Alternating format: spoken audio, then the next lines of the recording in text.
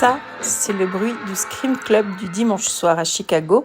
Ça commence à 19h et l'idée est de réunir un maximum de gens qui crient ensemble pour exprimer tout leur stress. Salut les filles d'Olympe, bienvenue dans les bulles de flow, ce défi un peu fou, vous concoctez 100 épisodes en 100 jours. Chaque bulle sera une respiration, une histoire ou un défi pour éclairer autrement nos différences, nos ressemblances et nos fameux possibles. Je suis Florence Hugui, facilitatrice des impossibles, et je vous emmène avec moi dans mes bulles d'expériences, d'anecdotes, de dialogue avec vous aussi, bien sûr. Allez, on respire et on s'envole. C'est d'une drôle tradition dont j'ai envie de vous parler aujourd'hui pour cette bulle qui mérite le détour notamment pour un dimanche, puisque l'événement dont je vais vous parler se passe le dimanche soir à Chicago. En tout cas, c'est là que tout a démarré. Chaque dimanche soir à 19h, donc à Chicago, devant le lac Michigan, ce sont des centaines de personnes aujourd'hui qui se retrouvent sur la plage pour crier ensemble face au lac. Le rituel est très simple. On écrit sur un petit bout de papier quelque chose qui nous stresse. On le jette à l'eau pour que le papier puisse se dissoudre dans l'eau, de manière symbolique mais aussi de manière très concrète. On respire et hop, on crie. Et tout le monde crie ensemble. On ne crie pas contre une personne, on ne crie pas de rage.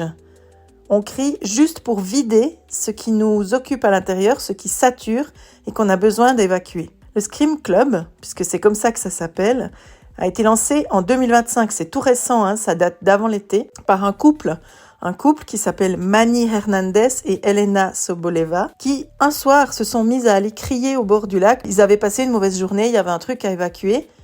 Et en fait, ils se sont rendus compte qu'en criant au bord du lac, ça attirait d'autres personnes qui voulaient crier avec eux. Il y a même des personnes qui se sont mises à pleurer et ils se sont rendus compte qu'en fait, c'était peut-être important de faire ça et c'était peut-être important de ritualiser quelque chose.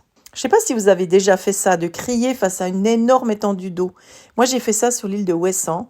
Je me souviens, c'était il y a longtemps, j'étais avec mon amoureux de l'époque et on était partis à pied dans la brume et puis dans la petite bruine de ce jour-là et on a hurlé face à l'océan et puis c'était incroyable, c'était hyper cool. J'en garde un souvenir très clair, très important. Ça a été vraiment, c'était super chouette à faire ça.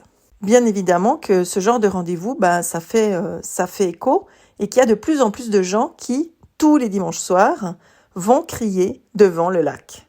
200 personnes, parfois plus, qui viennent chaque semaine pour libérer ce qu'elles retiennent, pour libérer leur stress. C'est pas vraiment une thérapie, c'est pas vraiment une mode. J'ai l'impression qu'on pourrait dire que c'est une sorte de rituel de survie moderne, une sorte de cri collectif dans une époque quand même pas mal saturée. On passe nos journées à contenir plein de trucs. Nos émotions, nos mails, nos peurs, nos colères. On respire peut-être parfois à moitié. On se tait très souvent. Parfois, notre corps a besoin de crier à notre place, a besoin d'évacuer tout ce qu'on n'évacue pas parce qu'on n'a pas le temps, parce que c'est compliqué, parce qu'on peut avoir des craintes des conséquences du fait de dire ce qu'on pense. Et donc, on se retient beaucoup. On se retient beaucoup trop. C'est du stress, c'est de la fatigue, c'est des insomnies et tout ça nous empêche peut-être de pouvoir crier. Ce qui fait que d'aller crier le dimanche soir au bord du lac, c'est peut-être un espace de liberté immense qui tout à coup arrive et nous donne cette bonne idée. Cette bonne idée, elle est née donc à Chicago, mais visiblement, elle fait florès puisqu'il y a pas mal d'autres villes qui ont adopté ce rituel qui devient gentiment une vraie habitude et surtout qui est en train de faire un énorme grabuge sur TikTok parce que évidemment que vous savez bien que sur TikTok, c'est là que tout se passe à peu près. Crier comme ça veut dire transformer notre vulnérabilité en force. Ça veut dire oser être intense sans être jugé. Ça veut dire je suis pas seule. Ça veut dire nous sommes vivants, nous sommes vivantes. En fait, il y a un truc assez politique là-dedans, parce qu'une société qui permet à toutes ces personnes-là de hurler ensemble, de crier ce qu'elles ont besoin de dégager, ce qu'elles ont besoin d'exprimer, c'est peut-être une société qui accepte quelque chose de l'ordre de la complexité du vivant. Alors, à quoi ça sert de crier comme ça au bord d'un lac ? Ça permet peut-être quelque chose qui est comme une sorte de catharsis collective dans cette société de plus en plus connectée, où tout le monde est plongé dans son téléphone et partout et nulle part ailleurs, dans cette espèce d'individualisme galopant.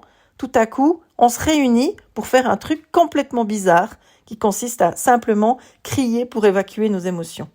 Ça permet aussi de rompre peut-être le tabou du cri.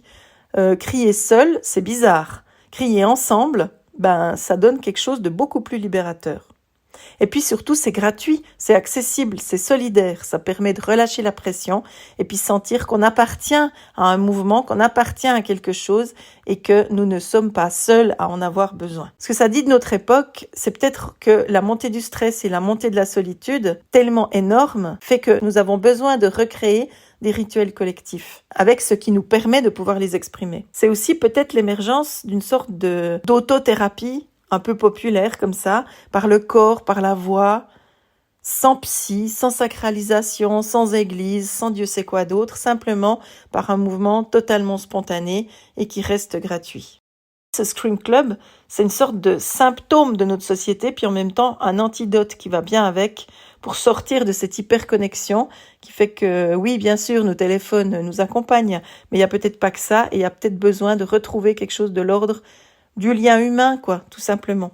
C'est une sorte de bouffée d'expression où tout à coup, on peut affirmer sa place en criant très fort face à l'immensité, face à l'univers, disons-le de manière grandiloquente comme ça. C'est une tradition qui est en train de prendre racine ailleurs. Il y a d'autres villes qui l'ont adoptée. Peut-être que chez vous aussi, ça sera possible, mais peut-être qu'il est aussi envisageable de faire ça différemment. J'ai envie de vous proposer de réfléchir à comment vous pouvez créer votre Scream Club personnel. Est-ce que vous avez besoin d'être face à un lac? Est-ce que vous pouvez hurler dans votre voiture, sous votre douche ou dans la forêt? Est-ce que c'est possible de respirer, de penser à ce qu'on a envie de laisser partir et de crier, simplement, sans y réfléchir pendant 1000 ans? Et puis surtout, peut-être après, écoutez le silence qui va suivre. Ce silence qui accueille votre cri. On a lâché ce qui nous stresse et on acquiert ce qui nous apaise. Crier, c'est pas perdre le contrôle, tout au contraire. C'est peut-être même reprendre notre place dans le monde. Voilà, c'était l'histoire que j'avais envie de vous raconter pour ce dimanche. Alors, si vous en avez l'envie, installez-vous quelque part à 19h et criez en connexion avec tous ces gens de Chicago qui sont en train de le faire en face du lac Michigan. Merci de m'avoir écouté jusqu'au bout. Je vous donne rendez-vous demain pour la prochaine bulle.